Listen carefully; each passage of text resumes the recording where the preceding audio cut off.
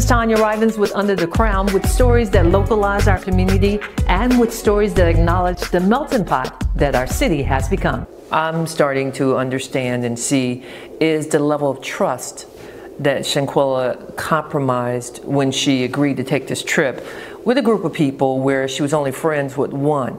Now, we know in any relationship, trust is the foundation that it's built on. Where does that all start, though, when you're starting to develop trust in other individuals? Trust is a very interesting topic. Trust begins as a template in our early development. And I want to be very intentional when I'm talking about trust, because I'm not speaking only in terms of Shanquella's situation, but as a broad topic. When we're discussing trust, trust starts in our very early formative years. So that would begin in early childhood development when we're infants. And it continues to progress throughout our childhood. So our early caregivers basically set the stage for trust. And what they do is they determine what is safe, what isn't, what is dangerous, what we would consider to be healthy or unhealthy. And children learn how to navigate the world of trust within that realm.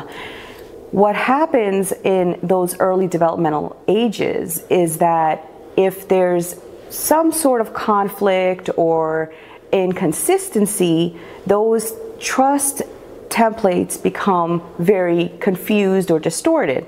Now, this can happen with a multitude of caregivers. So that can happen with parents, it can happen with grandparents, it can happen with your teachers, it can happen with early peers, it can happen with anybody. So it doesn't necessarily mean that it's just all on parents. And it doesn't mean it's necessarily just in your home. Exactly. So what can happen is as the child is growing, the child will learn different trusting relationships. And those trust relationships will then become the foundation for your adult trust relationships. Young adults in general are very, very socially inept. Because of social media, there's a very big dependency on how we interact with one another. Young adults don't know how to read basic social skills. They're also very susceptible to each other's opinions. We, as parents, are very hands-on with things that we probably maybe shouldn't be, and very hands-off on other things. We give them a lot of latitude with making decisions in areas that they're just not ready to make. This is not a victim-blaming situation in any way. What I want to emphasize is there are factors that lead to decisions, and sometimes young adults are not ready to make these types of decisions that can put them in very dangerous situations. And as you heard earlier, Bernard Robinson says he hasn't heard from the families of the Cabo 6, but here's something that he would like for the families to hear from him. Your friend died in front of your eyes. Your face, my friend, even with my eyes closed, was the last I saw.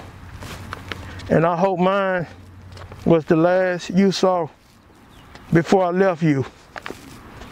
And Jesus came and took me home. Listen, when your parents tell you that certain people are no good for you, they have for more experience than you think and know what they are talking about. Choose your friends carefully. It might be single, most important decision you will ever have a chance to make. Too many people have ended up like me. I thought I knew what a real friend was. But in the end, I did not. I wish I could tell you to beware of red flags. Trust the people who are they show themselves to be. And when you feel time it is right for you to separate, do not let anyone, include yourself, especially yourself, take you out of it. Feeling, warning are real. Take heed. This letter is written by Sharon Simmons, one of the members of Macedonia Church family that's very friend dear to the Robinson family. And she wrote this letter to Clea Cook and all the friends that was on that trip. She wrote that letter to all of y'all, and especially Clea Cook, that's supposed to be her friend. Trust, it should be earned. And we know it is the foundation of building healthy relationships. I hope that you have been empowered by what we've shared. I'm Tanya Rivens, and this is Under the Crown.